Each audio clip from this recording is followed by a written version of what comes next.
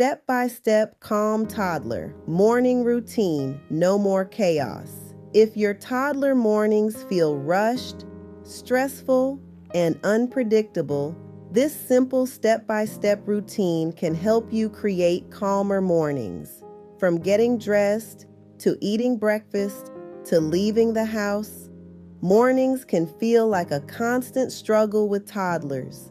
But calm mornings don't happen by accident. They happen with structure. Start with a consistent wake-up time each day so your toddler's body knows what to expect. Use a simple visual routine so your toddler can see what comes next, like clothes, breakfast, and shoes. Give your toddler one small responsibility, like carrying their backpack or choosing their clothes. Prep the night before by laying out clothes and getting breakfast ready to reduce morning stress. When mornings follow a simple structure, everything feels calmer. That's exactly what the 7-day reset helps you build. Link below.